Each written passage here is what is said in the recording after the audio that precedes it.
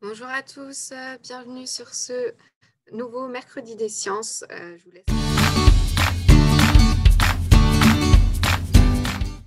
On est sur le manuel numérique max de d'SVT et c'est donc dans cette partie à la une, juste ici, que vous retrouverez en fait l'ensemble des actualités et notamment, voilà, du coup, les actualités sont les vidéos sur le climat, mais vous retrouverez en fait à chaque fois en fonction du chapitre associé toutes les actualités en question. Et donc, c'est ici que vous allez retrouver les actualités et pardon, le, la présentation, plus toutes les ressources complémentaires liées au mercredi des sciences.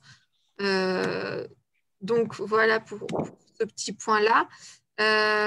Sachant que donc, le manuel numérique max est la version numérique de vos manuels et donc est accessible à l'ensemble des utilisateurs de nos manuels numériques classiques, LibManuel ou de nos manuels papier.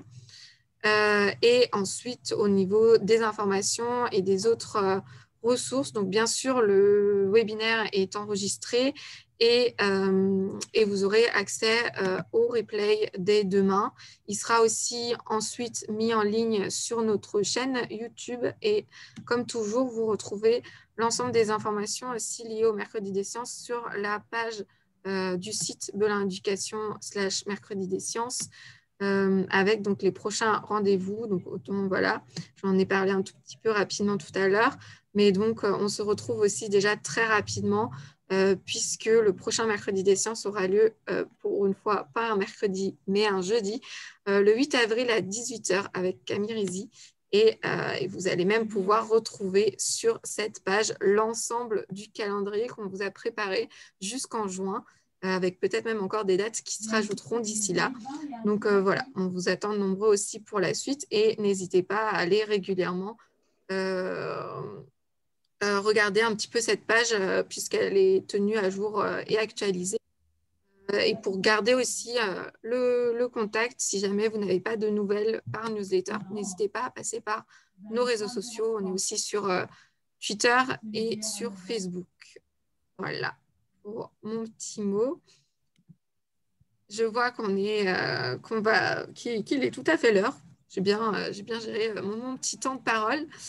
Euh, oui, bien sûr. Alors, je vois dans la conversation, pour ceux qui ne sont bien sûr pas disponibles jeudi à 18h, n'hésitez pas à vous inscrire. Il y a le lien aussi pour recevoir le replay. Donc, à chaque fois, on fait la même procédure. Soit vous vous inscrivez pour pouvoir assister au webinaire en direct, soit vous remplissez le petit formulaire pour pouvoir recevoir le replay le lendemain. Voilà. Donc, pas d'inquiétude, tout est enregistré et tout est à disposition ensuite dès le lendemain. Donc voilà, je vous invite simplement à vous inscrire. Si vous souhaitez, je vous mets le lien pour recevoir le replay ou pour s'inscrire au prochain webinaire dans la discussion d'ici quelques minutes. En tout cas, merci beaucoup à tout le monde d'être présent. Merci comme toujours à Samuel et Stéphane d'être avec nous aussi. Et bien sûr, merci à Guillaume d'être venu à nouveau aujourd'hui. Et je pense que je vais donc vous laisser la parole. Merci, je vais partager l'écran. Par contre, il faut que je sois sûr que... Voilà. Alors, bonjour à tous. On se proposait aujourd'hui d'aborder la question des piliers de la démarche scientifique. La question étant, quels sont ceux des attendus mentaux, et j'ai envie de dire même attitudes mentales. Qu'est-ce que c'est qu'avoir un esprit scientifique, entre guillemets? C'est les attitudes mentales élémentaires qui permettent d'affirmer qu'une assertion est scientifique ou pas. Je vous rappelle, si vous avez assisté au webinaire que j'ai donné précédemment, que nous avions caractérisé ensemble, du point de vue à la fois sociologique et cognitif, les savoirs, les croyances religieuses et les opinions, et même les idéologies d'ailleurs. Nous avions fait un webinaire précédent sur cette question. Et nous avions conclu que l'espace de la classe, l'espace scolaire, est un espace dans lequel Condorcet avait prévu que soient enseignés des savoirs en tant que contenu. Et comme on demande aux élèves de faire confiance à leur enseignant, les élèves adoptent une attitude mentale de crédule, consentant momentanément parce que rien n'empêche l'élève, même s'il accorde sa confiance à l'enseignant, rien n'empêche l'élève de lever la main et de demander à l'enseignant de justifier ce qu'il dit. Excusez-moi. Dès lors, les savoirs scientifiques se caractérisaient par le fait qu'ils étaient, dans notre régime politique, les contenus d'enseignement qu'il s'agissait d'enseigner, caractérisés par ailleurs du fait qu'ils sont collectivement validés.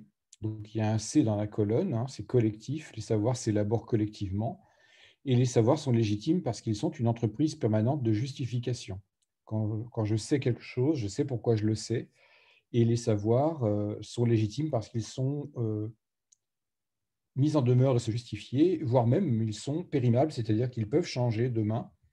Nous aimons dire, nous les scientifiques, que nos résultats sont fiables. Nous sommes payés pour garantir la fiabilité d'un contenu de connaissance. Nos affirmations sont censées être fiables. Ce sont des biens publics que l'on n'impose pas, mais que l'on propose. On les pose sur la table, libre à chacun de s'en emparer.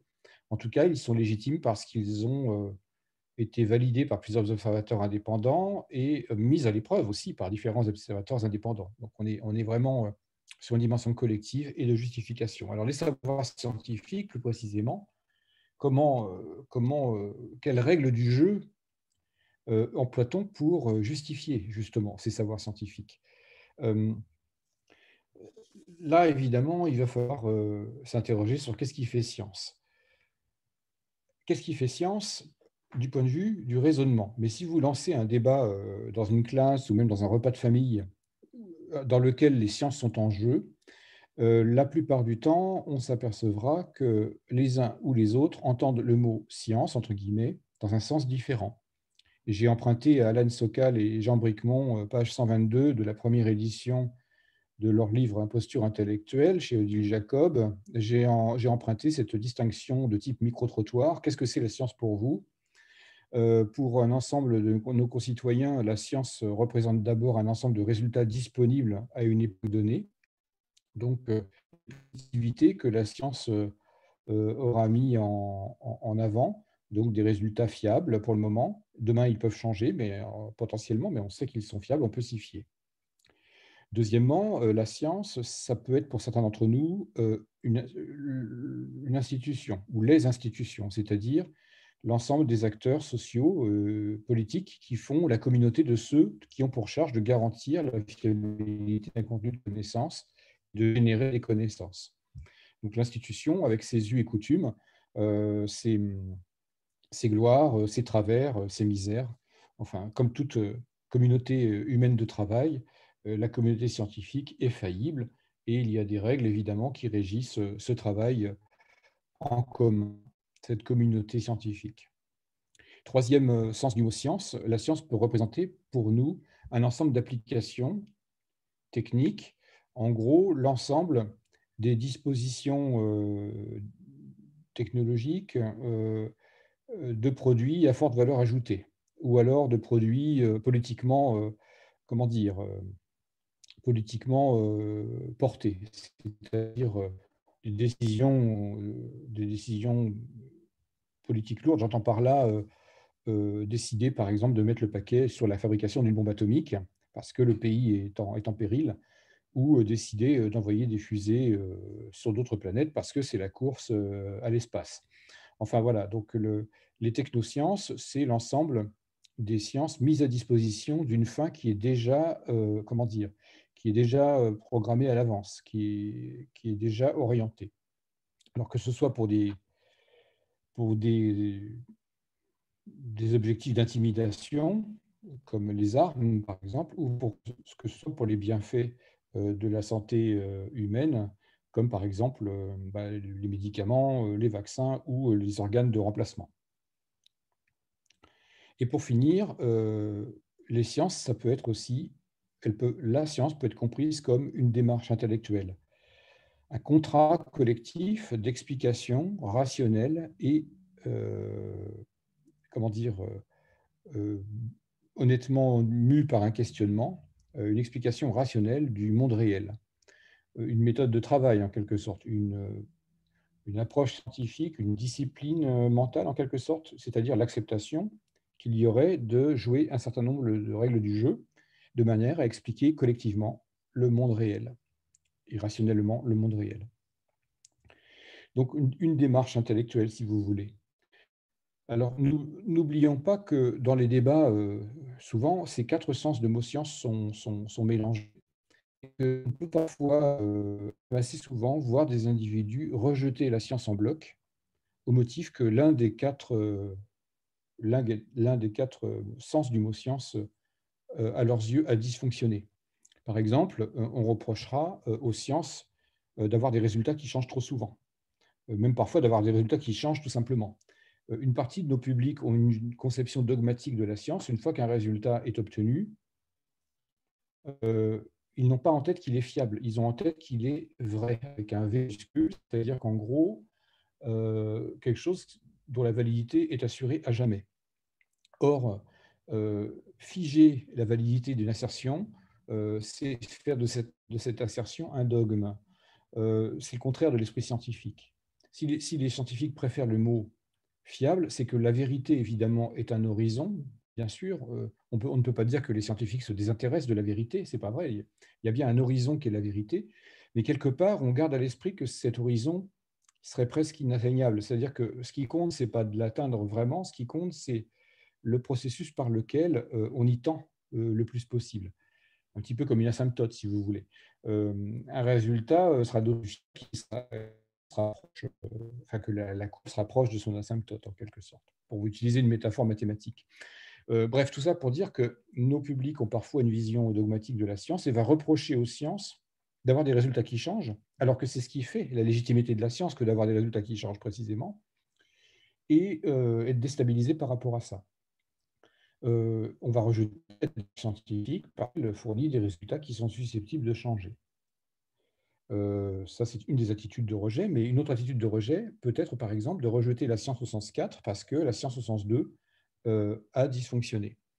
C'est-à-dire qu'on va reprocher à l'institution scientifique de ne pas de ne pas se conduire de manière appropriée, de n'être pas digne de confiance. Parfois, on va dénoncer, à juste titre d'ailleurs, des scientifiques qui ont fraudé, qui ne sont pas honnêtes, enfin voilà. Les individus qui forment la communauté professionnelle peuvent, pour certains, ne pas toujours se comporter de manière souhaitable, et certains vont rejeter la science en bloc au motif que, par exemple, les scientifiques seraient des vendus au capitalisme. Ça, on le voit souvent, ce qui fait bien rigoler les laboratoires en général, hein. Même si certains, bien sûr, travaillent dans les secteurs recherche et développement des entreprises, l'ensemble de la science du pays n'est pas comme ainsi vendu aux intérêts de quelques particuliers.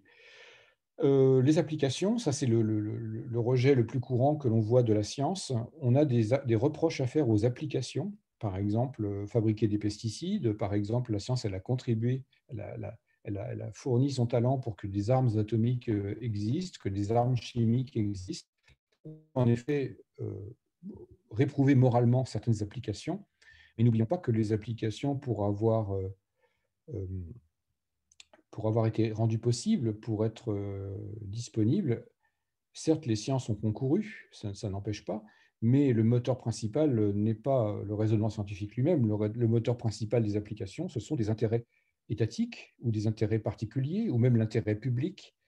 Ce sont des intérêts collectifs, quoi qu'il en soit. Et ces intérêts, ils se traduisent par des pressions sociales, économiques, historiques parfois. Les applications, elles ne sortent pas simplement de la seule réflexion d'un scientifique. Donc, rejeter la démarche scientifique au motif qu'elle fournit des applications qui seraient moralement réprouvables, c'est jeter le bébé avec l'eau du bain, si vous préférez. Donc, évidemment, nous, on va s'intéresser ce soir à la science au sens numéro 4, c'est-à-dire quels sont les exigibles de ce contrat d'explication collective et rationnelle du monde réel. Donc, en gros, l'esprit scientifique, cet esprit scientifique qui s'adresse à un contrat, ce contrat de travail, il est collectivement respecté, enfin, on y tend en tout cas. Depuis le XVIIIe siècle, le but des sciences, c'est d'expliquer la nature à partir des seules ressources de la nature. C'est-à-dire qu'en gros, cette révolution scientifique qui a lieu à la charnière du XVIIe et du XVIIIe siècle va de proche en proche, pour utiliser un mot moderne, et cette démarche va se laïciser, dans le sens où les sciences n'auront plus grand-chose à dire, n'auront plus grand-chose à prescrire en matière de métaphysique.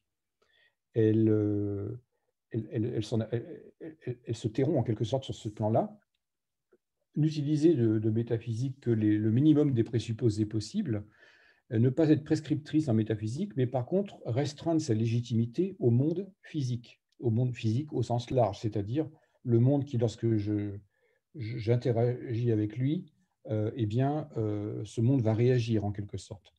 Alors qu'il s'agisse évidemment du monde physico-chimique, mais aussi du monde social.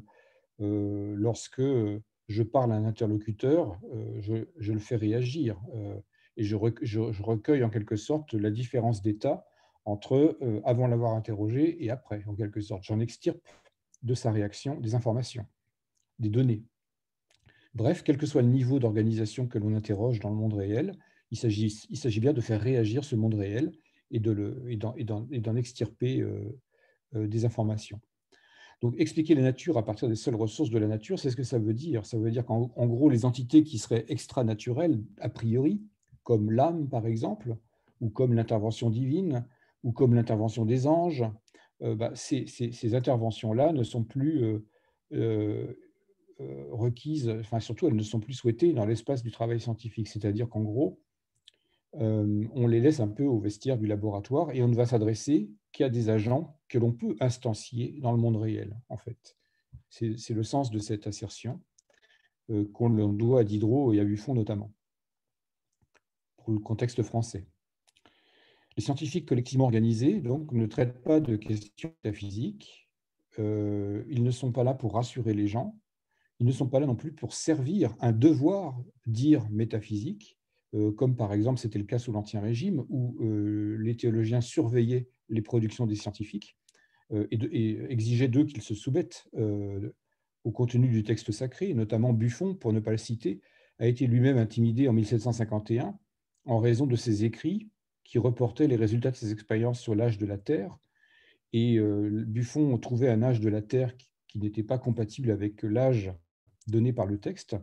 Et les théologiens de la Sorbonne ont convoqué Buffon pour qu'il récuse publiquement ses résultats sur l'âge de la Terre. Il y avait à cette époque encore, au milieu du XVIIIe, il y avait encore une exigence de soumission du travail des scientifiques au devoir-dire théologique. Ce n'est plus le cas à partir de la charnière 18e-19e. En gros, dans le courant du 19e, les sciences tendent à se laïciser progressivement. Alors là, on va caractériser un substrat commun à l'ensemble des disciplines scientifiques. Nous, les scientifiques, nous avons pour défaut de défendre des épistémologies locales. On sait bien qu'un chimiste ne va pas démontrer comme va démontrer un historien. Il y a bien des régimes de preuves particuliers qui appartiennent à des disciplines. Évidemment, n'importe quel élève pourra vous dire dis donc, l'histoire, on n'expérimente pas l'histoire comme on expérimente en chimie, on ne fait pas une manip en histoire. Oui, là, on a bien l'intuition que les preuves sont différentes. Sans rentrer dans les détails, il existe bien différents régimes de preuves, mais surtout, ces disciplines-là, elles sont légitimes parce qu'elles ont des cadres théoriques, chacune, qui sont adaptés au niveau d'observation auquel elles tendent. Et donc, évidemment, on ne peut pas tout mélanger. Dit autrement, vous ne pouvez pas expliquer la négociation économique ou l'amour, par exemple, avec une théorie qui est capable de vous décrire les mouvements des différentes molécules dans le cytoplasme de chacun des neurones de votre cerveau. La théorie n'est pas adaptée au niveau de phénoménologie que l'on tente de questionner. Il est bien évident que si les disciplines scientifiques existent, c'est qu'elles ont des théories qui sont adaptées à leur niveau d'organisation. Néanmoins, sans récuser les disciplines scientifiques, il existe bien un socle commun à l'ensemble de ces disciplines. Et c'est de ce socle commun-là que j'aimerais parler. On pourrait parler d'attitude mentale, ou j'ai envie de dire d'attendus cognitifs élémentaires au sein du laboratoire. Alors, pourquoi il faut en parler? Parce que on ne va pas défendre je ne pense pas qu'on puisse vraiment défendre la science en tant que bien public, en tant que productrice de biens publics, en défendant des secteurs disciplinaires. Je ne suis pas un adepte des sciences dures et des sciences molles, pour ma part. Je pense que ce qui vaut mieux socialement, c'est de défendre le socle commun de manière à identifier facilement ceux des discours des think tanks, c'est des boîtes à idées qui sont souvent d'ailleurs, c'est normal, elles ont un programme, ces think tanks ont un programme idéologique, quel qu'il soit, et certains d'entre eux vont présenter comme scientifiques des assertions qui ne le sont pas. Mais il n'y a pas que ça, il y a aussi des affirmations de tout un chacun sur la toile qui peuvent parfois se présenter comme scientifiques sans pour autant en être. Donc ce socle commun, il sert en quelque sorte à identifier les pièges. Dit autrement, je vais vous proposer 6 propriétés. Si l'une des 6 n'est pas respectée, on ne peut pas dire qu'on est en science. On peut le prendre à l'envers, en creux, si vous voulez. Quel est le minimum minimorum pour pouvoir souscrire à une démarche scientifique? Alors, on peut présenter les choses en posant une question apparemment absurde. Est-ce que j'entre au laboratoire pour démontrer ma conviction? Il y a une branche d'historiens des sciences qui se font un malin plaisir de présenter systématiquement les scientifiques comme des individus courants après leurs idées. On peut sélectionner, c'est ce qu'on appelle du cherry picking. Hein. Il existe des centaines de milliers de scientifiques à la surface du monde aujourd'hui, et il y en a encore plus dans l'histoire. Ces gens-là vont aller piquer les quelques scientifiques célèbres qui se seraient un petit peu obstinés pour présenter leurs idées et laisser de côté, ne rien dire des autres qui sont ouvertement préparés à la surprise, en quelque sorte.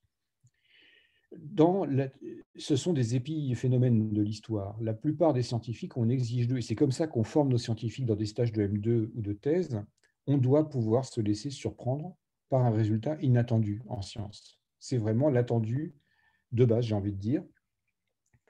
Évidemment qu'on n'entre pas au laboratoire en voulant démontrer sa conviction. Si on a une conviction qui est déjà faite sur la question posée, sur la réponse à sortir, ce n'est pas la peine de commencer une manip. Et donc, sauf si on est ému, évidemment, par une volonté de gloire, comment dire, sociale, mais si cela est détecté dans une équipe de recherche, eh bien, la personne va vite se faire recadrer. Alors, il y a un petit dessin humoristique pour illustrer ça. Voilà une équipe de scientifiques à gauche. Le monsieur dit à sa collègue, voici les résultats, quelles conclusions pouvons-nous tirer de ces résultats? Et puis à droite, c'est la science créationniste, évidemment, le créationnisme anglo-saxon, celui qui se qualifie lui-même de science. Hein. Ce n'est pas moi qui dis que le créationnisme est une science, mais c'est eux qui se qualifient comme tel. Eh bien, le livre sacré, c'est la Genèse biblique, et le programme créationniste tel qu'il existe chez Henry Morris ou Duane Gish à la fin des années 60, il s'agit de prouver scientifiquement le contenu littéral de la Genèse biblique. Et donc, évidemment, là, on a un mélange des genres, mais rien que ce programme, déjà, montre qu'on n'est pas en science. Là, il y a un petit dessin qui est à droite et qui dit, voici les conclusions. Les conclusions sont évidemment contenues dans la Genèse. Quels faits pouvons-nous trouver pour les soutenir? Alors, si vous avez la conclusion déjà écrite et que votre travail, c'est de trouver des éléments pour le soutenir, vous allez faire ce qu'on appelle le cherry picking, c'est-à-dire la collecte des cerises. Dans un bol de cerises, il y a des belles cerises, il y en a des moches. Vous choisissez seulement celles qui vous plaisent et vous laissez le reste. Eh bien, là, évidemment, si vous avez déjà la conviction d'une conclusion déjà forgée, vous n'allez collecter dans les données que celles qui arrangent vos conclusions et laisser les autres. Et ça va de soi, j'ai envie de dire, ce n'est pas une attitude scientifique que de faire ça. Et donc, en science, on a un attendu de base qui est le scepticisme initial sur les faits, c'est-à-dire que nous sommes honnêtement sceptiques sur les questions à sortir. Le mot sceptique, malheureusement, est devenu péjoratif aujourd'hui. C'est catastrophique parce que le scepticisme fait partie de l'attitude initiale des scientifiques quand ils se posent une question sur le monde réel.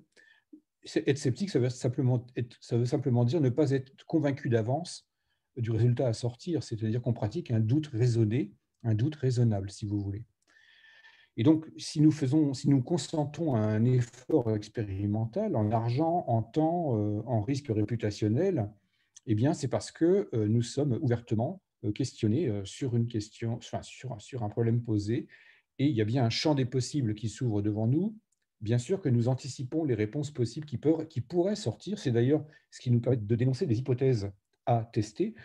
Et ces hypothèses que nous identifions contribuent elles-mêmes à construire le dispositif expérimental. Donc oui, bien sûr, nous avons un champ des possibles en tête, mais à aucun moment, avoir un champ des possibles en tête ne nous empêche de nous laisser dérouter et de nous laisser surprendre par un résultat qu'on n'attendait pas. Et ça m'est arrivé plusieurs fois dans ma carrière de trouver un résultat surprenant. Alors on le secoue, ce résultat surprenant, parce qu'on n'a pas envie de refaire la face du monde à peu de frais et d'être ridicule, c'est-à-dire en gros d'être réfuté par un collègue d'un revers de main. Plus c'est surprenant, plus on vérifie la solidité de ce qu'on a trouvé, parce qu'il va falloir qu'on convainque les autres, et ils vont nous demander des garanties, et c'est bien normal d'ailleurs. On ne refait pas, je le disais, la face du monde à peu de frais en science. Il faut fournir des garanties.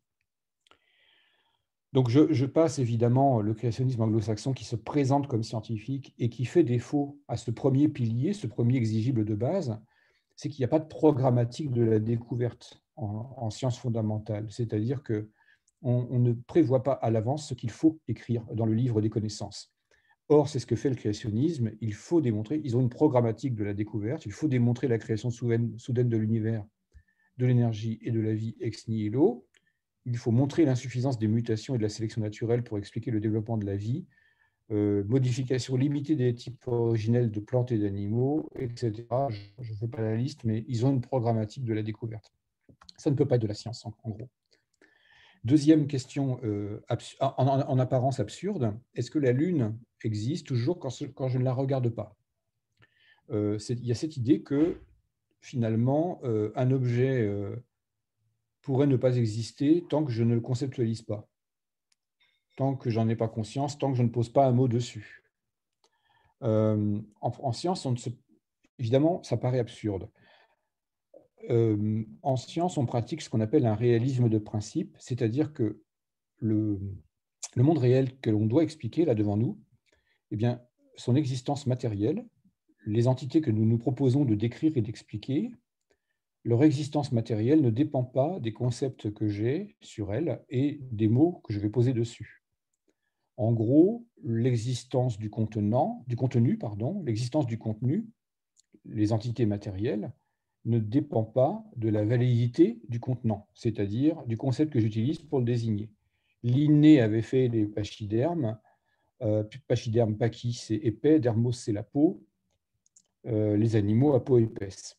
Là-dedans, il y avait les rhinocéros, les hippopotames et les éléphants. Eh bien, le concept de pachyderme, aujourd'hui, a complètement disparu. Linné, c'était le début du XVIIIe siècle. Aujourd'hui, ce concept a disparu. On ne parle plus de pachyderme dans la classification zoologique. Les éléphants sont apparentés aux siréniens, les rhinocéros aux chevaux et les hippopotames aux cétacés. Les pachydermes sont exposés, on n'en parle pas.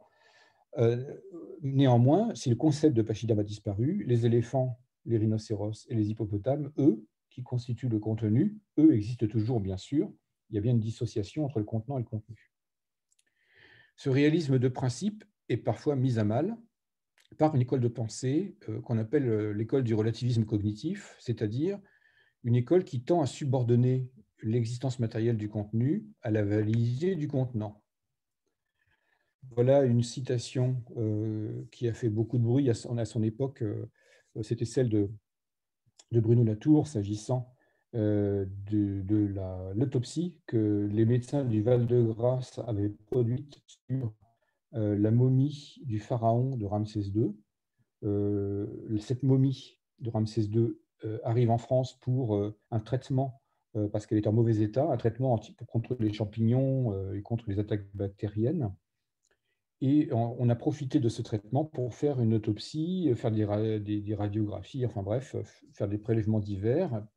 Et il y a eu des choses qui ont été dites, notamment qu'on trouvait des traces sérieuses d'atteinte osseuse tuberculose sur le squelette de la momie, et puis des traces d'ADN du bacille de corps dans la cavité générale de la momie.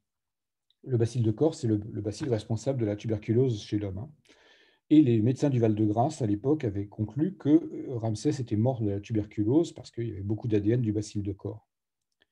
Bruno Latour écrit en mars 1998 dans La Recherche, où se trouvaient donc les objets avant que les savants ne les découvrent. Si l'on diagnostique au Val-de-Grâce que Ramsès est mort de la tuberculose, comment a-t-il pu décéder d'un bacille découvert par Robert Koch en 1882?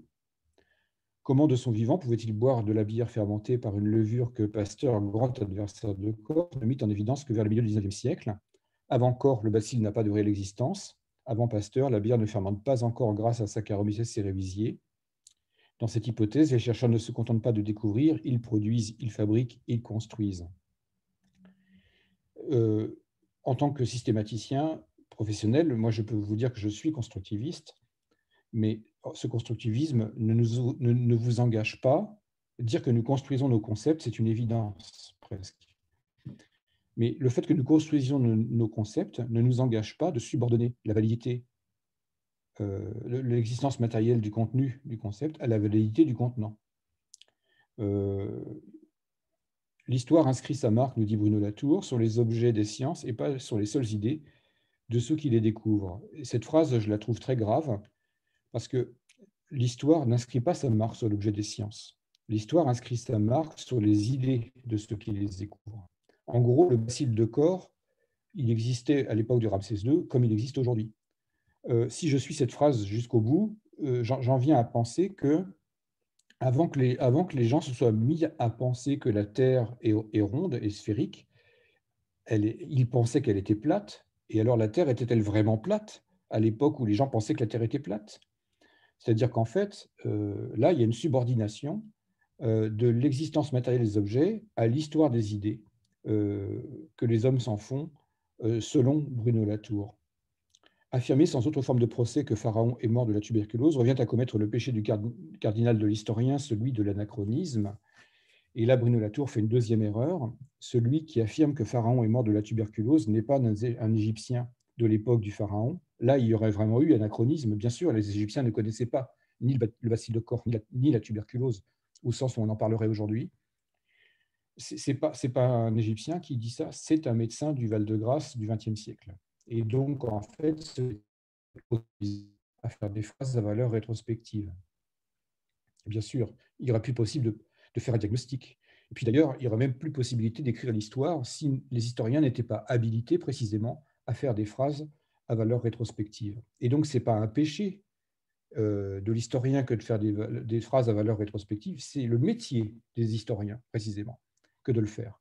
Donc, ce texte est triplement fallacieux et il résulte d'une école de pensée anti-scientifique, dans le sens où les scientifiques pratiquent un réalisme de principe pour lequel, je l'ai déjà dit, les objets ne dépendent pas, l'existence matérielle des objets ne dépend pas de la conceptualisation que vous en avez.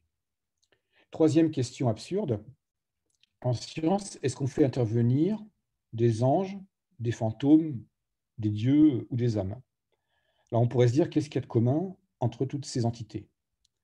Il y a de commun entre ces entités qu'elles ont été définies a priori, pas par les scientifiques, hein, mais par la psyché humaine, par les productions culturelles dont nous héritons. Eh bien, ces entités ont été définies comme immatérielles. Vous ne pouvez pas les instancier dans le monde réel. Or, des entités qu'on ne peut pas instancier dans le monde réel, nous les scientifiques, on ne sait pas travailler dessus, en fait.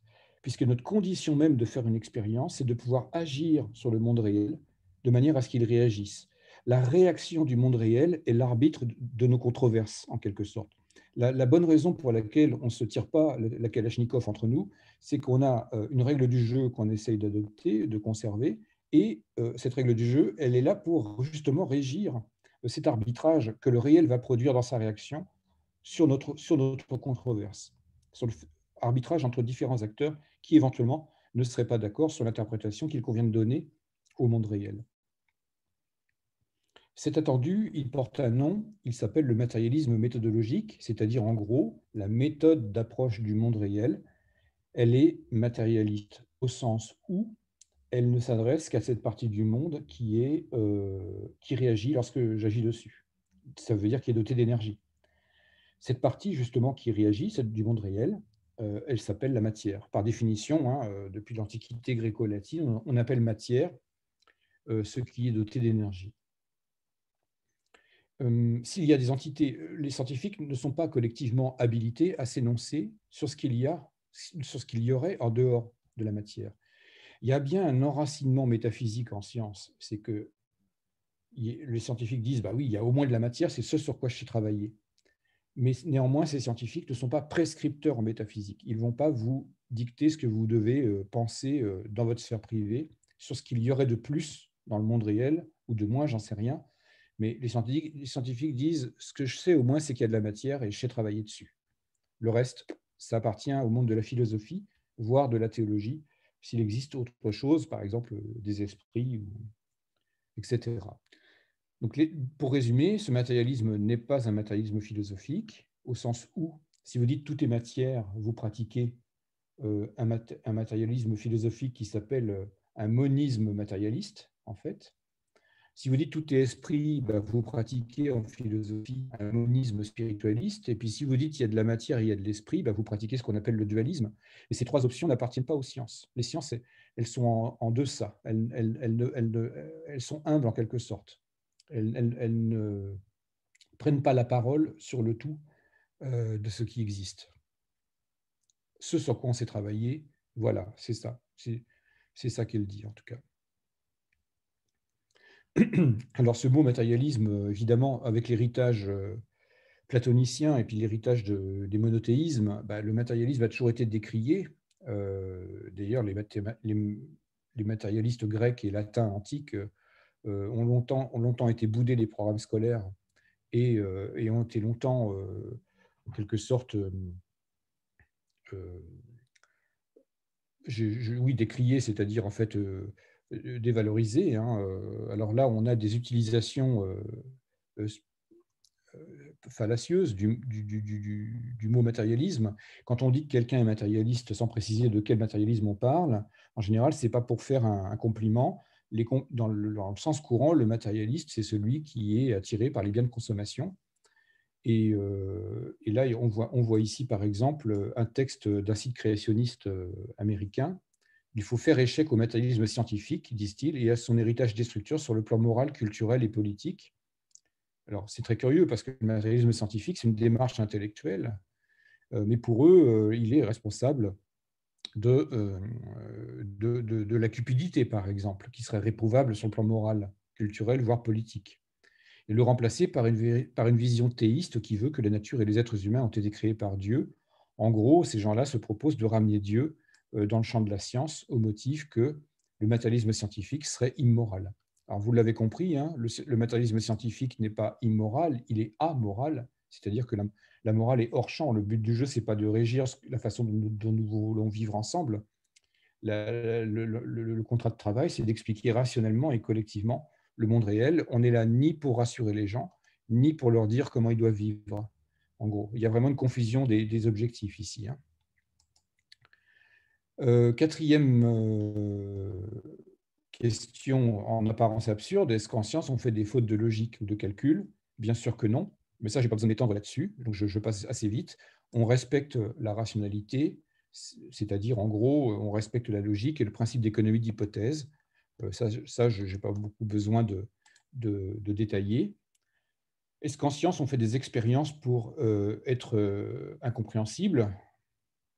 Est-ce qu'on veut être absconce? Certainement pas.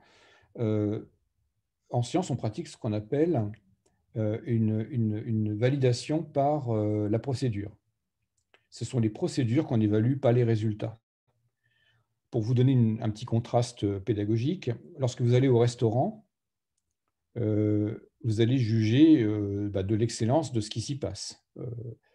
Vous allez juger l'excellence du restaurant par le résultat, c'est-à-dire qu'en gros, vous allez vous régaler, le plat va être bien présenté, c'est accompagné d'un bon vin.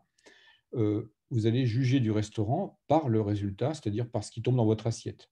Pour juger de l'excellence du restaurant, vous n'avez pas besoin d'aller dans la cuisine pour aller voir comment le cuisinier s'y prend. Vous avez une évaluation par le résultat. En science, c'est l'inverse. En science, c'est l'inverse. Le résultat n'est pas attendu d'avance. Ce n'est pas parce qu'un résultat nous plaît ou ne nous plaît pas que l'article va être jugé bon, l'article scientifique va être jugé bon. C'est par l'excellence de la procédure par laquelle on est arrivé à ce résultat qui va être jugé, en quelque sorte.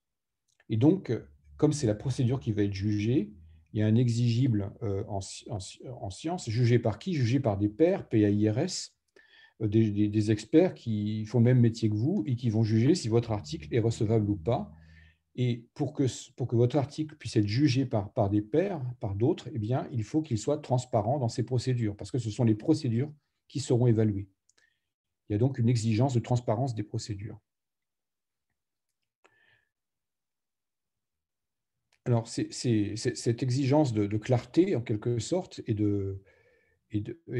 en quelque sorte cette idée que les scientifiques s'émeuvent de la beauté d'une démonstration, de l'élégance d'une procédure, plutôt que de l'élégance d'un résultat, ça n'est pas toujours l'attitude que l'on rencontre dans nos publics. N'oublions pas que dans nos publics, une majorité probablement de nos publics s'émerveille de ce qui est mystérieux. Ce n'est pas la transparence de les procédures qui les fascine, au contraire, c'est l'obscurité en quelque sorte. Les choses sont belles parce qu'elles sont mystérieuses. Sinon, vous n'auriez pas des journaux qui se vendent et qui s'appellent Mystères, Mythes et légendes. Et évidemment, si vous arrivez en tant que scientifique et que vous commencez à expliquer le mystère en question, bah, vous arrivez comme un trouble fait parce que les gens n'ont pas envie. Ils rêvent par l'obscur, ils rêvent par le mystère, et l'ésotérisme les fascine, et ils n'ont pas envie qu'on leur explique en réalité, rationnellement et collectivement, ce dont il s'agit. Science et inexpliquée, ici, science et paranormal, ésotérisme et divination, bref, je vous en passe, il y a plein de sites web aussi. On a beaucoup de nos concitoyens qui ne sont pas spécialement attirés par la transparence de la procédure et donc pas spécialement attirés par la démarche scientifique. C'est ce qu'on pourrait appeler un obscurantisme au sens faible, c'est-à-dire un obscurantisme qui n'aurait pas de pouvoir politique, mais néanmoins qui est hostile au scientifique qui vient expliquer de quoi il retourne. Dans les cours de récréation, il n'est pas rare que, face à un mystère, et qu'un scientifique arrive en faisant des hypothèses ou des conjectures pour expliquer rationnellement le mystère, on lui abat le cœur en lui disant « Oh, bah, écoute-toi, ça va, hein, les sciences n'expliquent pas tout. Hein. » On récuse le rôle que pourrait avoir quelqu'un de rationnel dans le débat. On le récuse au motif que la science, précisément, n'explique pas tout. Ce qui est d'ailleurs un motif de récusation navrant, parce que, précisément, la science sait très bien qu'elle n'explique pas tout. Et si elle expliquait tout, elle n'aurait plus de travail. On est donc bien à l'interface, nous les scientifiques, entre le monde connu et le monde inconnu. Et ce monde inconnu, il ne nous fascine pas parce qu'il est inconnu. Ou je dirais, on n'est pas fasciné tant qu'il reste inconnu. On est intimement motivé pour résoudre des problèmes. Et c'est la résolution des problèmes qui nous attire. Ce n'est pas le fait de laisser le problème inconnu. C'est normal qu'il y ait de l'inconnu en science. Et d'ailleurs, c'est même mieux que ça, c'est que plus il y a d'éléments du monde réel expliqués, plus ces éléments amènent eux-mêmes des questions à poser à la suite.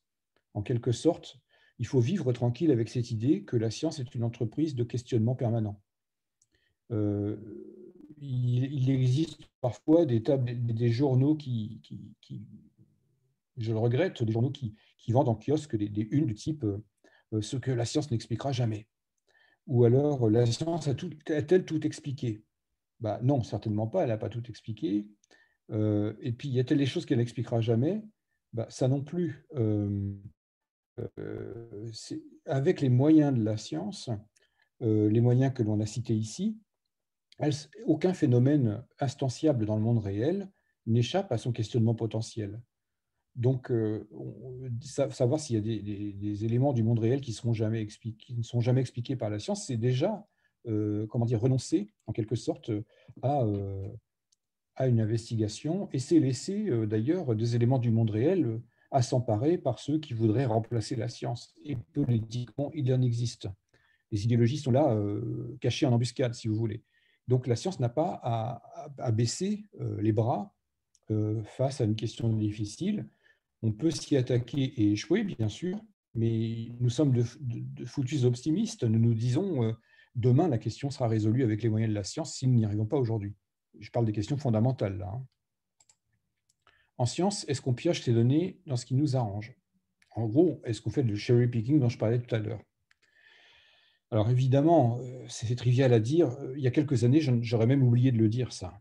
Mais aujourd'hui, quand on voit le travail de ponction des données éparses, parfois même très techniques, mais déconnectées de leur cadre théorique qui leur donne du sens pour être reconnectées avec autre chose, de manière à construire des châteaux de cartes sur le sable, vous voyez, et inventer des complots et inventer des intentions ou des phénomènes qui finalement ne sont pas du tout interprétés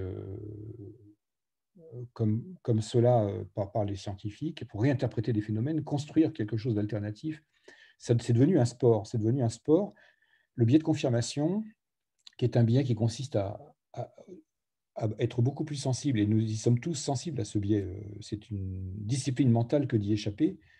On est plus sensible aux informations qui confirment un cadre idéologique ou une hypothèse ou quelque chose de déjà entendu, déjà posé, que nous ne sommes sensibles à la réfutation de ce cadre. Et donc, nous avons tendance à piocher les données qui nous arrangent naturellement, en quelque sorte. Et ça, les scientifiques s'en méfient beaucoup. Et d'ailleurs, une bonne partie de l'évaluation par les pairs consiste justement à faire remarquer aux collègues qu'il y a des données qui intéressent la question qu'il a posée, mais qui ne sont pas prises en compte dans son article.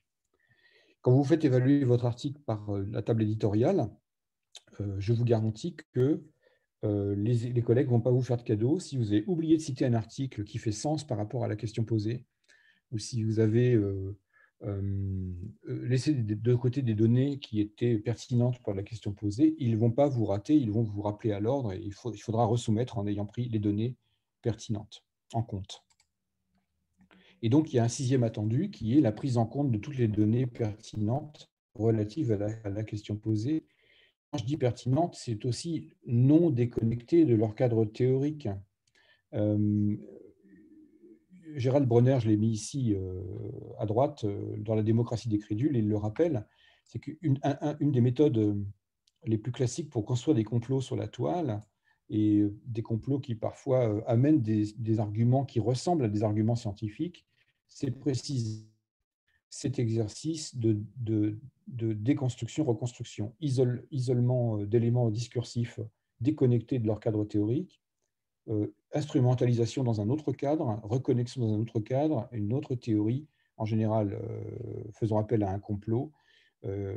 Et comme c'est très technique, eh bien, on a l'impression que c'est comment dire, érudit, calé en quelque sorte, et certains accordent leur confiance à des complots par simple fait de leur coïncidence entre éléments cohérents ou dont on a forcé la cohérence, justement, et en même temps des éléments très techniques, ce qui force le respect en quelque sorte de celui qui lit.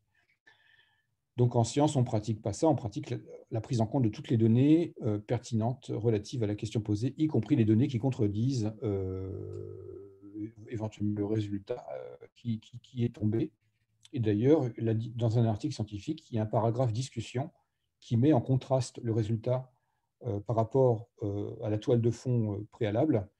S'il y a des contradictions apparentes, le rôle de la discussion, c'est de montrer la signification de ces contradictions apparentes.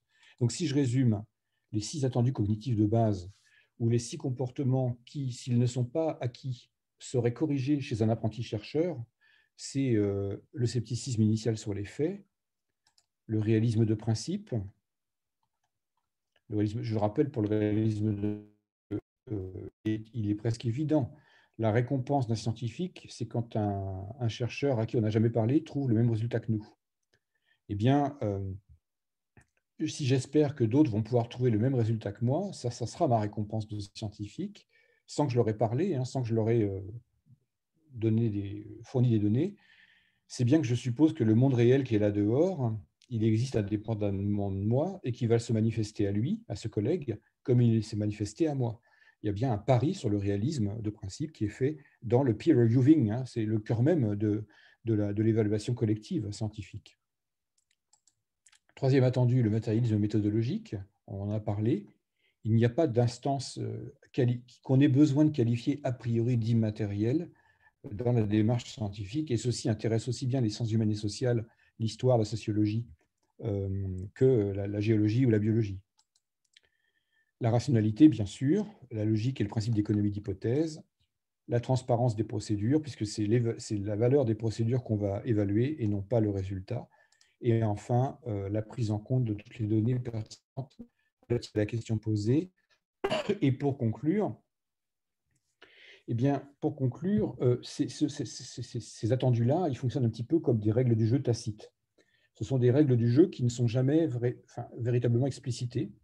Alors, quand on discute avec des collègues, on finit toujours par en convenir. Oui, bien sûr, mais à force de ne jamais dire ce qui est évident, on laisse le terrain à des acteurs qui se présentent comme scientifiques alors que leurs objectifs n'est pas l'avancée des connaissances conçues comme un bien public, les connaissances collectivement validées.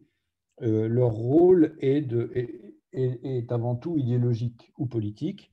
Si je fais allusion au créationnisme anglo-saxon, le but, ce n'est pas de convaincre les scientifiques, le but, ce n'est même pas de faire partie de la communauté scientifique, le but, c'est de convaincre les politiques que leur construction intellectuelle, c'est de la science, de manière à pouvoir la faire rentrer à l'école. Donc le but, c'est coloniser le milieu scolaire. Le but, ce n'est pas les sciences, en fait. Donc il faut bien comprendre que dans ces manipulations-là, la science se retrouve instrumentalisée dans un but qui n'est pas celui de l'avancée des connaissances objectives. Et c'est pour ça que ce socle commun, ça vaut le coup de le rappeler, en quelque sorte pour se prémunir, pour s'armer, pour ne pas être dupe face aux entreprises de ce type. Il y en a aussi en France, bien sûr, et c'est de ce travail-là dont il s'agit. Alors, pour conclure, donc, ces règles du jeu, elles sont jouées par un certain nombre d'acteurs ici dans une cour de récréation. La métaphore de la cour de récréation, c'est un espace professionnel dans lequel on suit les règles du jeu.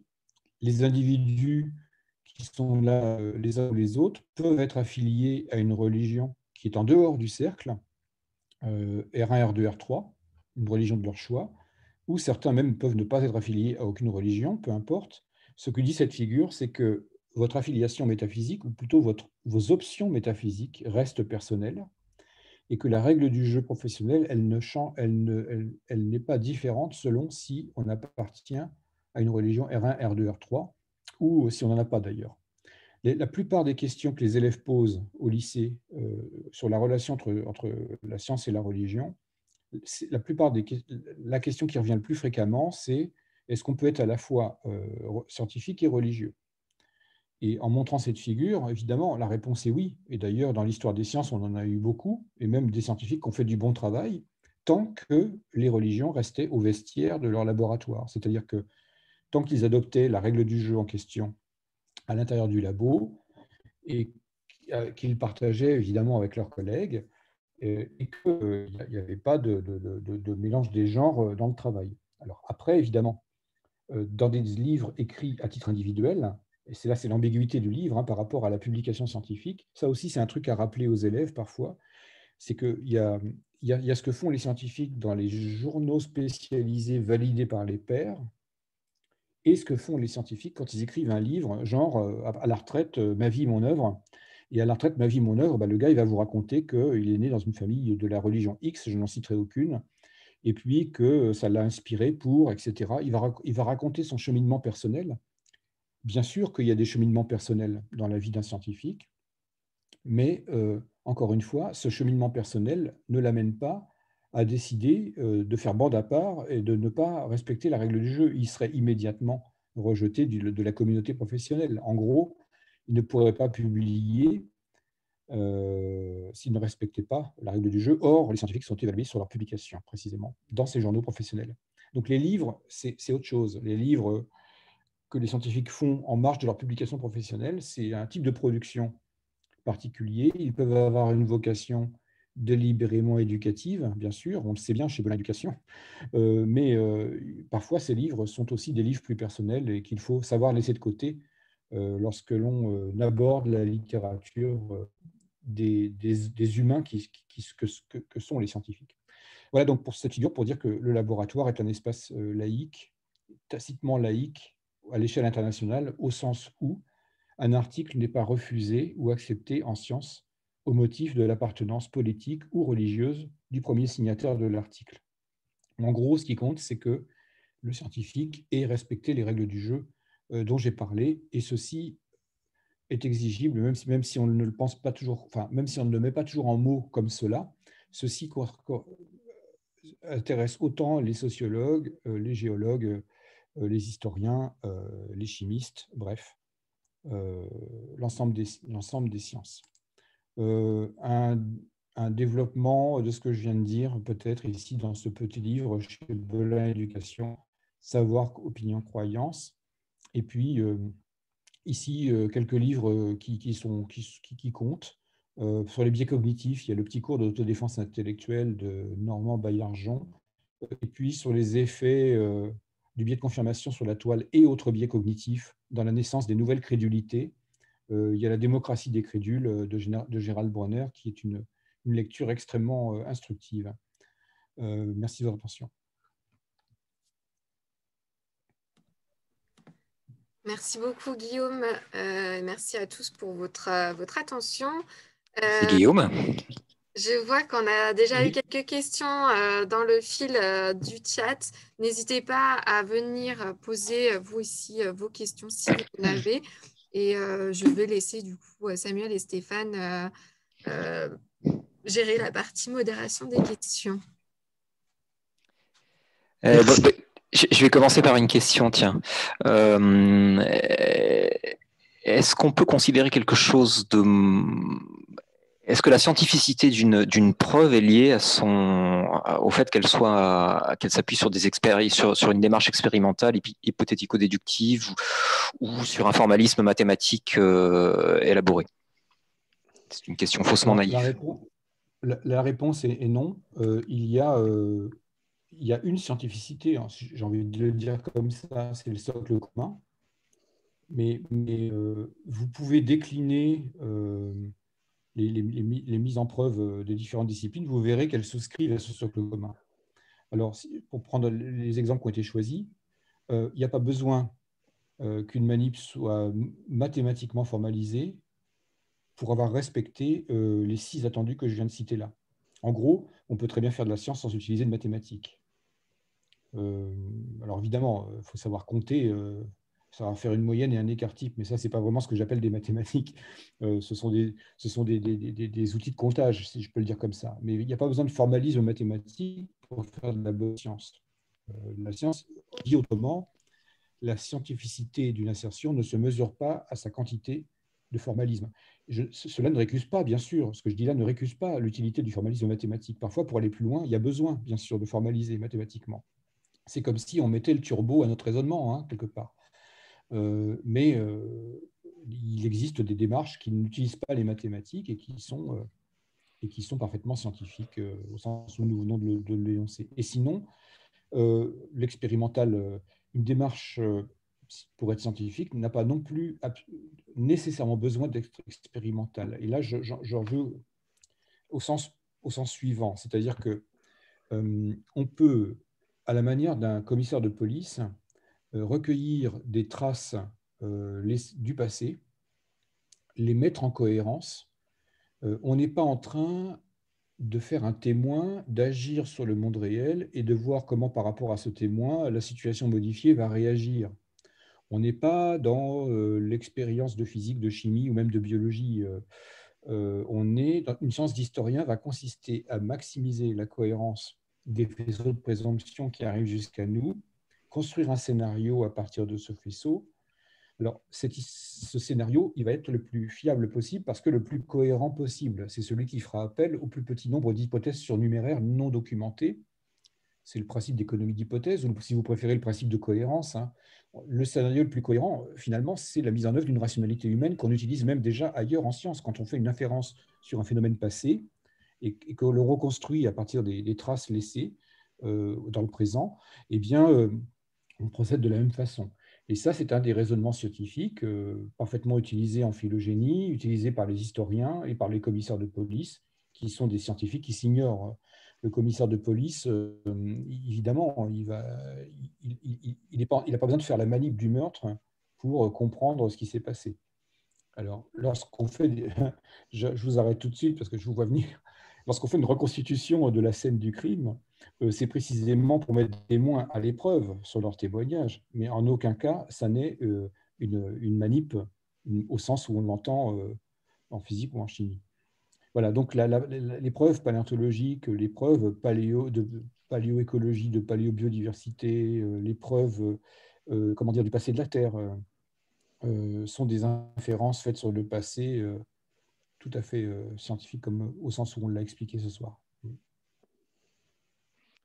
J'ai une question autour de la science en marche, en construction. Je pense notamment au livre de Les marchands de doute de Conway et Oresque, où en fait on voit que certaines organisations exploitent le doute en science pour l'amplifier finalement et rendre les résultats démontrés comme étant secondaires ou caducs. Enfin, ils inversent en fait le rapport de force entre ce qui est validé et ce qui ne l'est pas.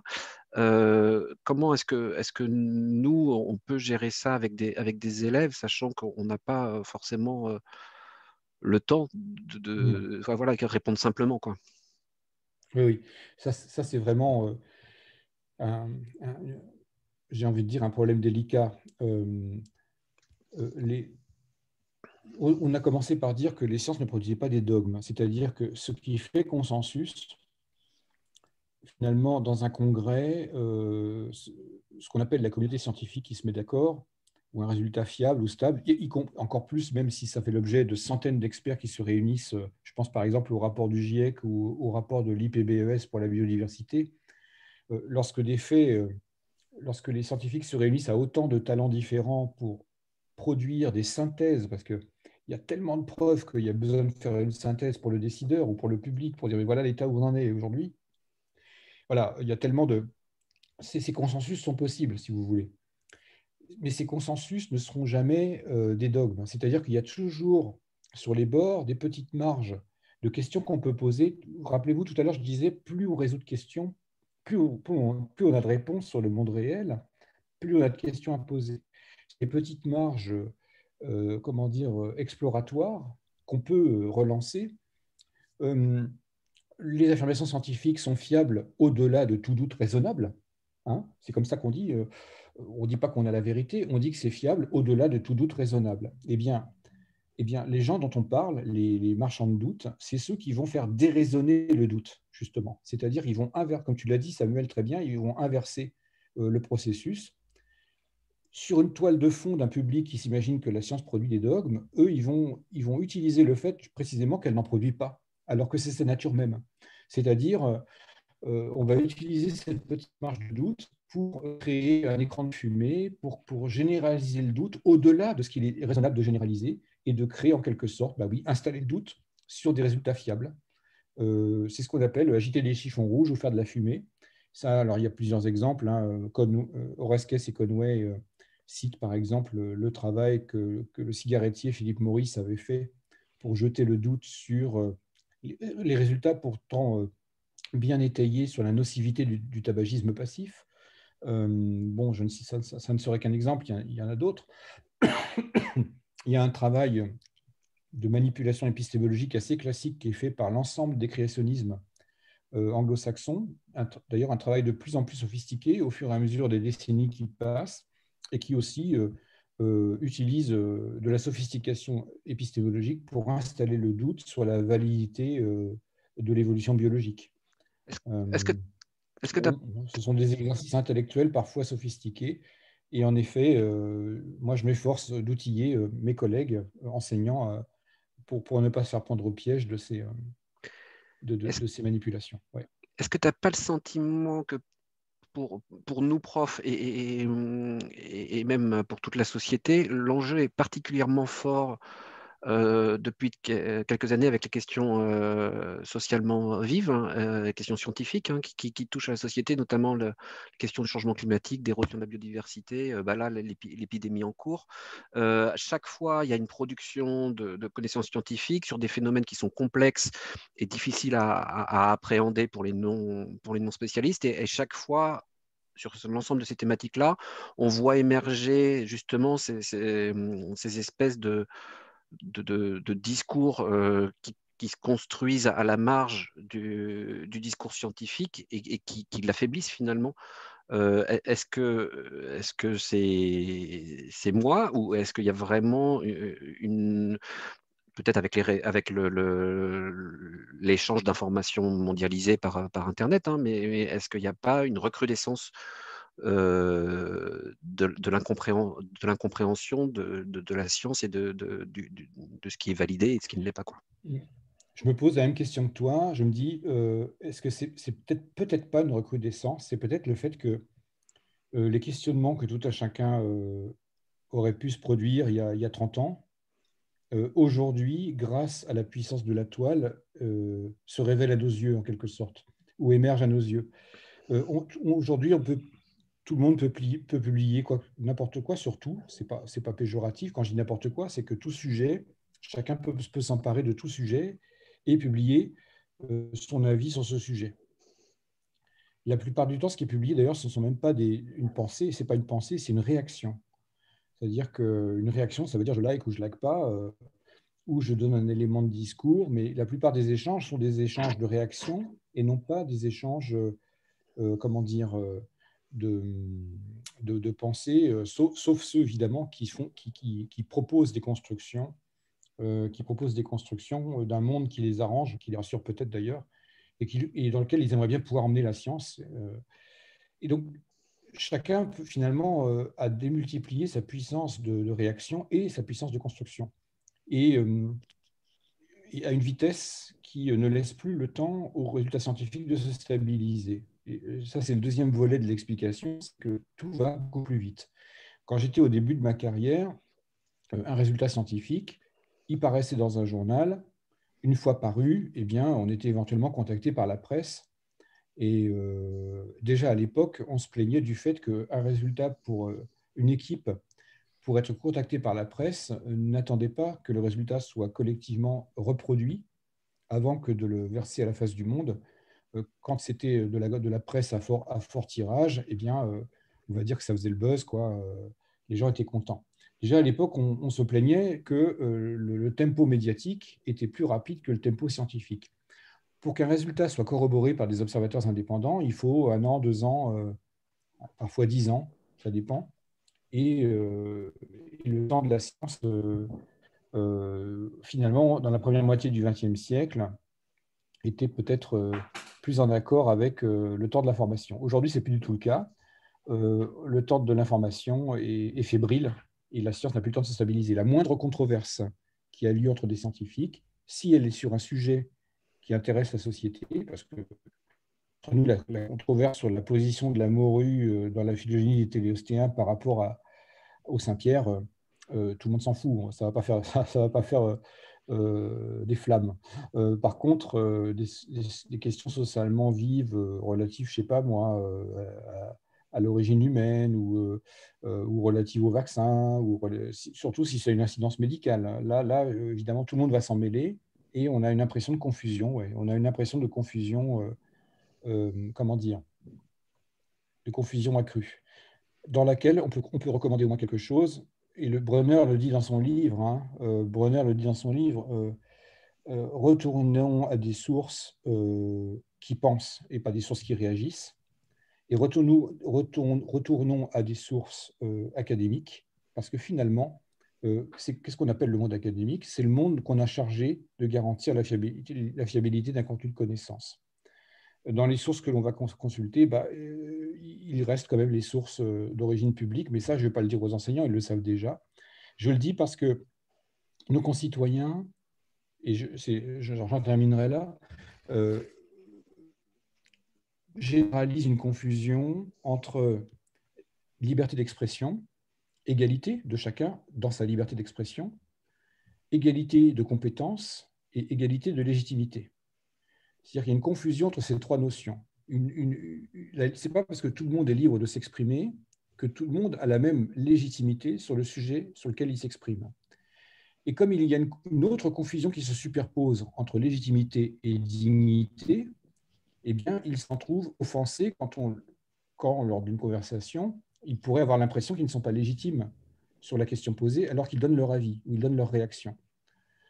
Et donc, plus rien ne distingue ces notions-là lorsque vous interagissez sur la toile. Ce qui fait qu'on archipélise en quelque sorte des consortia de dignité, de gens qui sont d'accord entre eux, qui se trouvent légitimes sur la question posée, en désintérêt total de qui est légitime en tant que garantie du bien public sur la question.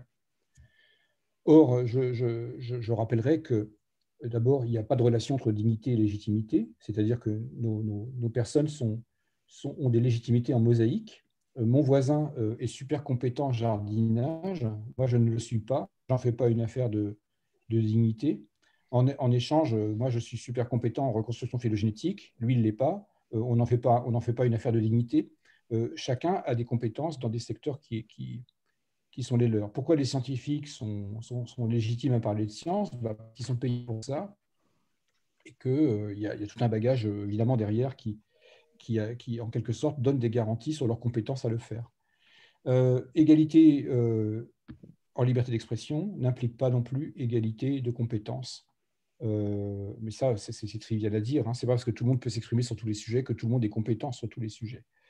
Donc, qui garantit la compétence finalement? La compétence, elle est garantie par cette redistribution du bien public qu'on appelle les diplômes et les logos et les marques institutionnelles d'instances qui ont pour charge de garantir la fiabilité d'un contenu de connaissance. Sans ce bien public-là, je ne vois pas comment on peut sortir d'une atomisation, d'une archipélisation des représentations du monde. Si nous, on est tous attachés à l'éducation ici ce soir, c'est bien qu'on parie qu'à partir d'un socle commun de représentation rationnelle du monde, on va construire une citoyenneté. S'il n'y a pas de ce socle commun n'existe pas, c'est le minimum, hein, une représentation commune et rationnelle du monde réel. Si ce socle commun n'existe pas, eh bien, je vois mal comment on peut faire espace public, sauf faire un espace communautariste ou communautarisé, si vous préférez. Mais là, ça devient difficile de faire société commune. Guillaume, il y a une question dans le chat qui revient un petit peu sur les différents régimes de preuve et qui est assez intéressante, en particulier dans la perspective du webinaire de la semaine prochaine qui sera consacré au modèle climatique, et qui s'interroge sur la place des modèles actuels dans les différents régimes de preuve, régime nomologique, donc expérimentation, et régime palétiologique. Font-ils partie de ces régimes de preuve ou appartiennent-ils à un nouveau régime de preuve? Et qu'en est-il des modèles biologiques comme la levure, Arabidopsis, etc.? Alors attends, il y a plusieurs sens au mot modèle. Je pense que là, oui, dans la question, il y a deux sens, mais Oui, d'accord, je vois. Alors, le deuxième modèle dont tu as parlé, ce sont des animaux modèles, c'est-à-dire, voilà. on va dire, des représentants qui ont valeur universelle, plus ou moins d'ailleurs. Ça, oui, se discute. Mais je pense que les premiers modèles auxquels il était fait allusion, c'était plutôt des modèles, voilà, modèle climatique. Enfin, je pense qu'il y avait un peu de cette idée derrière la tête. Est-ce que ça rentre dans un des régimes de preuve que tu as cités, ou est-ce qu'il faut un cas à part pour eux? Non, disons que le modèle mathématique qui va être une représentation du réel s'apparente à une expérience de l'esprit, en quelque sorte. Ça ne se différencie pas tellement d'une mathématisation, enfin, comment dire, d'une représentation des relations de cause à effet qui devraient être à l'œuvre dans le réel. On va mathématiser ces relations de cause à effet et on va faire une expérience de l'esprit silico, bien sûr, mais on va confronter ensuite les données du réel aux résultats et ça va permettre de discuter. Et c'est ça qui est important, c'est que les modèles, ils sont là pour qu'on discute des résultats. Alors, ils tendent évidemment à refléter le réel, ou ils tendent à refléter, ou ils créent des conditions qui mettent à l'épreuve une toute petite partie des relations de cause à effet qu'il s'agirait de tester. Donc, ils ne prétendent pas toujours représenter la totalité de la réalité, parce que ça, bien sûr que non, ça serait trop complexe. Certains veulent simplement extirper de cet entrelac de relations de cause à effet la mise en œuvre ou pas de seulement certains d'entre eux. D'autres, au contraire, qui sont des modèles très complexes, essayent de prendre en compte du plus de paramètres possibles de manière à avoir une prédictibilité sur le monde réel qui serait la meilleure possible. Donc, il y a plusieurs façons d'utiliser les modèles, mais j'ai envie de dire que c'est une expérience hypothético-déductive in silico, quoi. Donc, ça ne se différencie pas tant que ça des modes qu'on a cités tout à l'heure. Il y a une question, remarque sur la prise de parole publique du scientifique, et notamment sur le fait que les scientifiques des plateaux, entre guillemets, donc les scientifiques médiatiques, brouillent le message des sciences. Alors, je rajoute derrière que j'imagine que c'est parce que parfois ils sortent de leur champ d'expertise, et que parce qu'ils interviennent sur des sujets qui touchent aux politiques et pour lesquels ils ne sont pas forcément effectivement et pas forcément légitimes. Donc voilà, je ne sais pas si tu veux réagir là-dessus. Mais... Oui, alors nos médias sont pour beaucoup des entreprises à but lucratif. Donc, il faut attirer l'auditeur, hein, ou le téléspectateur. Et depuis les origines, enfin les origines, non, j'exagère, c'est pas les origines, mais depuis les années 80, c'est devenu un sport que d'interroger une personne qui a une légitimité dans un domaine donné. Et sur un plateau télé en particulier, c'est beaucoup plus fun de leur parler complètement en dehors de ses compétences.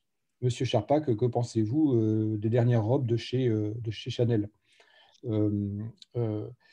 Et ça fait beaucoup de mal parce que ça a laissé entendre à un public, enfin, peu importe le public, mais ça a laissé entendre que une personne qui a compétence dans un domaine, en quelque sorte, serait un génie incarné et aurait en compétence en tout. Et ça accompagne cette confusion entre la légitimité. Enfin, ça ne donne pas une vision mosaïque de la légitimité, mais ça donne une vision, on va dire, la vision du génie, quoi. Universel. Et ça, ouais, voilà, et ça c'est pas bon du tout. Alors, les scientifiques, maintenant, si on les prend, si on n'utilise plus un pluriel, mais qu'on utilise le mot un ou une scientifique individuellement, bien sûr que dans toute communauté professionnelle, il y en a qui dérapent. C'est comme partout, hein, et donc, la parole du scientifique, il est arrivé qu'elle soit mise en défaut, qu'elle soit défaillante, qu'il s'exprime sur des terrains sur lesquels il ferait mieux de pas s'exprimer, vu la casquette publique qu'il a à ce moment-là. Alors, certains travaillent bien, certains le font. Ils font ce qu'on appelle le changement de casquette. Par exemple, un scientifique qui est sur une estrade, il parle à un public, et tout à coup, il sait qu'il va parler d'une opinion personnelle ou d'une option métaphysique personnelle, et il prévient. Il dit, bon là, je ne vous parle pas en tant que scientifique, je vous parle en tant qu'individu. La personne, en fait, change, elle prévient qu'elle abandonne momentanément son statut professionnel pour arriver sur un propos plus personnel. Ce qui, ensuite, ça ne l'empêche pas de reprendre un statut professionnel, et au moins, elle a prévenu, quoi. Est-ce que c'est quelque chose... Alors, oui. Non, juste sur ce point-là, est-ce que tu penses qu'un prof pourrait le faire? Bah, si le prof prévient, oui. Moi, je pense que ce qui est souhaité ici, c'est la clarté du positionnement. Il ne s'agit pas d'interdire de dire des choses. Enfin, je veux dire, il n'y a pas de tabou sur une estrade scientifique ou dans un espace de classe, me semble-t-il. Par contre, au moment où on parle d'un sujet si on est en cours de science et que l'enseignant est amené à énoncer une opinion personnelle, il est souhaité qu'il la présente comme telle, bien sûr.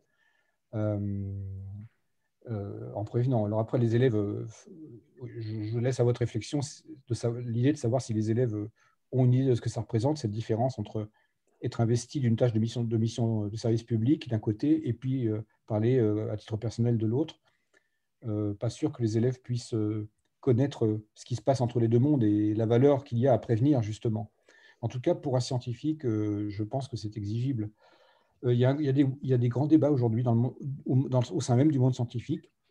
Les comités d'éthique des différentes institutions s'emparent de cette question de savoir, de connaître où sont les limites de la parole scientifique, parce que certains scientifiques, Le Monde publiait un dossier là-dessus l'an dernier, certains scientifiques revendiquent d'être à la fois des militants.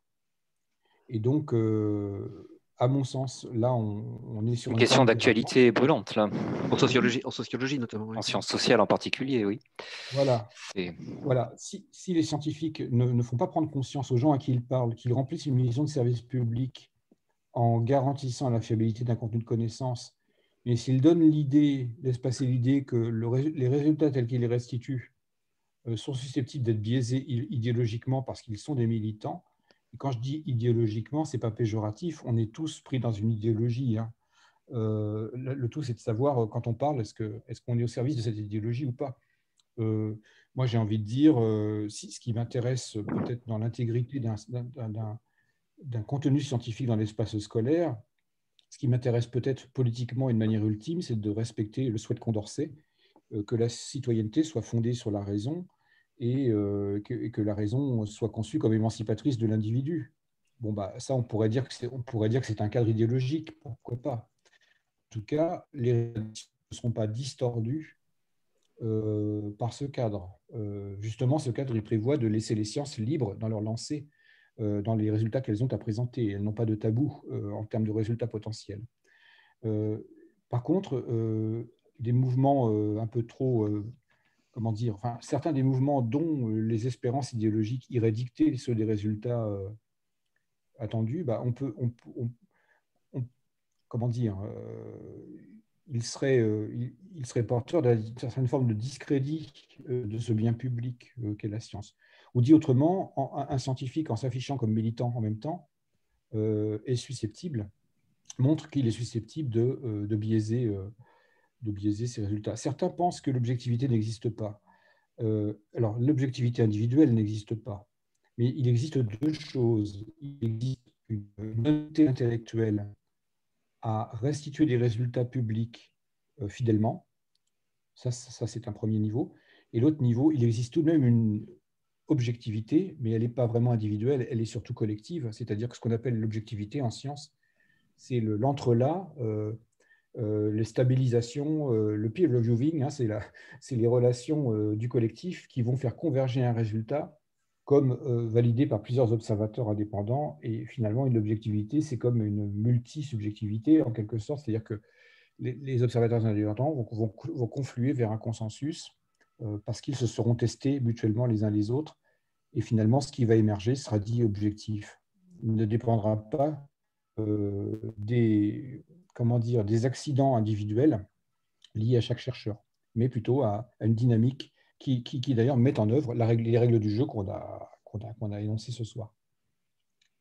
Oui, un scientifique qui serait militant pourrait avoir tendance à mettre en avant les résultats qui l'arrangent, à faire le cherry picking et voire même à ne pas publier les résultats qui ne l'arrangent pas, alors que sa communauté ne manquerait pas de publier les lacunes qui disparaîtraient dans le discours de celui-ci, quoi. Oui. Pour ce qui est de pointer les lacunes, ça c'est sûr, les collègues ne font pas de cadeaux. Hein. Et d'ailleurs, nous-mêmes, nous sommes reviewers. Hein, quand il manque des choses dans un article, on le signale. On dit non, bah, acceptable avec modification, à condition que le mec, que la personne tienne compte des résultats, bien sûr, et des autres, quoi. Oui, donc il y a un débat en ce moment et je ne sais pas quelle en sera l'issue, mais bon, il y a des scientifiques, c'est navrant à dire, hein, qui récusent le projet universaliste des connaissances auquel aspire la science, en disant qu'il n'y a pas de...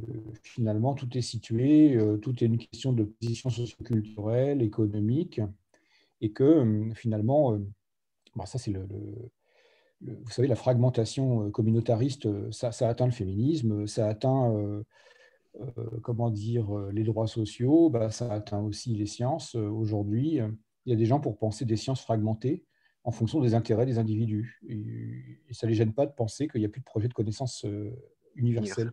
Qu'est-ce que j'appelle projet de connaissance universelle? C'est cette idée que les résultats des sciences sont des biens publics pour tous les humains qui sont bien disposés à utiliser leur raison. En gros, s'ils sont disposés à jouer la règle du jeu, ces résultats leur seront bénéfiques. On ne leur met pas le pistolet sur la tempe, on ne va pas les forcer à croire dans ce que disent les sciences. Personne ne fait ça. Les sciences proposent, elles n'imposent pas, elles proposent.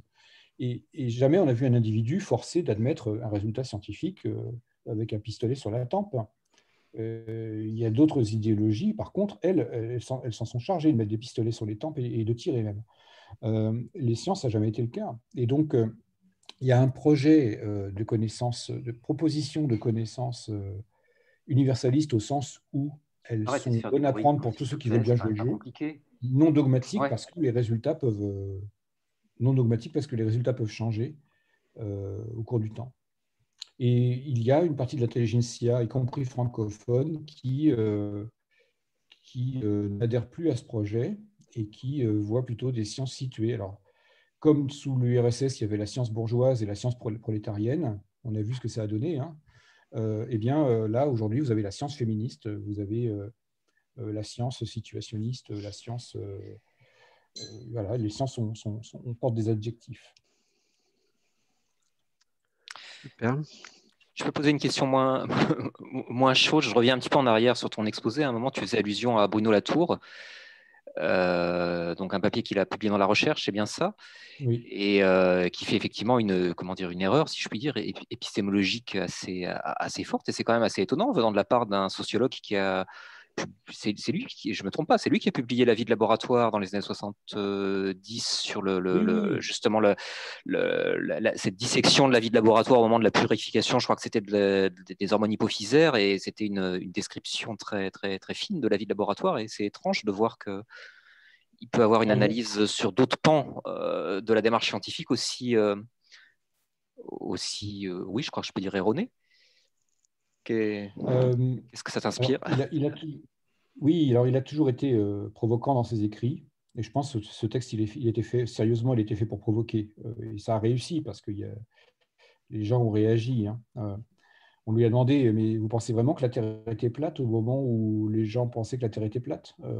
Bon. Comment dire? Latour, il s'est intéressé à la science telle qu'elle se fait et pas telle qu'elle devrait être. Et ça, c'est quelque chose qu'on doit garder à l'esprit. Il y a deux façons de regarder la science. On n'en a pas vraiment parlé ce soir. Il y a parlé de l'horizon éthique de la connaissance, c'est-à-dire quels seraient les exigibles que nous sommes supposés suivre, hein, pour faire de la bonne science. Là, on en a cité 6. Moi, ma position personnelle, c'est je pense qu'il est socialement utile de rappeler ces règles du jeu pour pouvoir au moins faire œuvre de salubrité publique et d'identifier les instances qui se présentent comme scientifiques alors qu'elles ne le sont pas. Donc, en quelque sorte, ne pas tromper les gens sur la marchandise, quoi. Bruno Latour, lui, il fait autre chose. Il ne s'intéresse pas vraiment aux exigibles. D'ailleurs, il écrit en 1994 dans son petit livre chez Coe, et INRA Édition à l'époque, je crois, il écrit que savoir s'il y a des règles pour faire de la bonne science ou pas est secondaire. Ce qui est important, c'est qu'un scientifique ait un bon carnet d'adresses. En gros, pour comprendre l'histoire des sciences et comment la science se fait, Latour analyse comment les scientifiques travaillent au jour le jour dans la réalité du laboratoire, ici et maintenant, et dans la complexité des relations économiques, sociales et politiques de la vie d'un chercheur. Alors, c'est regarder la science dans l'instantané, si vous voulez. Et ce travail, il est nécessaire. C'est la sociologie des sciences qui le fait, et ce travail est nécessaire. Seulement, prétendre que la science n'a pas besoin d'avoir des règles édictées de bonne conduite, comment dire, intellectuelle, si je peux le dire comme ça. Moi, je parle de règles du jeu pour faire une petite métaphore, mais dire que c'est inutile et que c'est secondaire, je ne pense pas du tout que ce soit secondaire. Quand un stage de M2 expose son travail ou qu'un doctorant, un doctorant, on accepte de lui faire soutenir sa thèse, il a évidemment respecté ces signes exigibles. Alors, il n'y a pas de système qui soit infaillible. Bien sûr qu'Elisabeth Tessier, elle a eu sa thèse et elle a commis des entorses aux exigibles dont j'ai parlé. Vous pourrez toujours trouver des cas isolés, mais dans l'immense majorité des cas, ces choses-là fonctionnent comme des exigibles. Et donc, dire que ça ne joue pas, pour moi, c'est grave, quoi. C'est pour ça que je n'ai pas, comment dire, je n'approuve pas ce qu'écrit Bruno Latour sur ce sujet. Alors, pour ce qui est de Ramsès II, Latour frôle le relativisme cognitif, mais il ne fait pas que le frôler. Quand il dit que l'histoire inscrit sa marque sur les objets et pas seulement les idées qu'on en a, cette phrase-là, je la prends dans tous les sens. Et ce n'est pas le moment où il rigole dans le papier, c'est le moment où il affirme en quelque sorte. Et cette phrase-là, je peux pas la prendre dans un autre sens que de la prendre au sérieux. L'histoire n'inscrit pas sa marque sur les objets. Ça, c'est une erreur. Dire qu'en plus, c'est la faute de l'historien que de faire des phrases à valeur rétrospective, c'est une erreur épistémologique s'agissant de l'histoire. Et donc, cet article, retournez-y, hein, j'en ai pris des extraits, mais ne me demandez pas, je ne vous demande pas de me faire confiance sur parole. Allez lire cet article, la recherche Mars 98, vous verrez, il est assez saisissant. Ouais. Je ne m'explique pas, à part la provocation, je ne m'explique pas pourquoi il a écrit ça. Merci. Merci Guillaume. Je pense qu'on va s'arrêter là, Violaine. Oui, parfait. Merci beaucoup, Guillaume. Merci Samuel et Stéphane d'être toujours là avec nous ici pour modérer cette partie questions-réponses et animée. Merci à tous d'avoir été présents ce soir avec nous. Et donc, on vous dit à très bientôt, à demain pour moi, pour vous envoyer donc le replay de ce webinaire. Et à jeudi, donc 8 avril, pour le prochain mercredi des sciences. Merci. Merci à tous. Merci beaucoup. À la semaine prochaine. Et merci Guillaume. Bonne soirée, au revoir. Au revoir.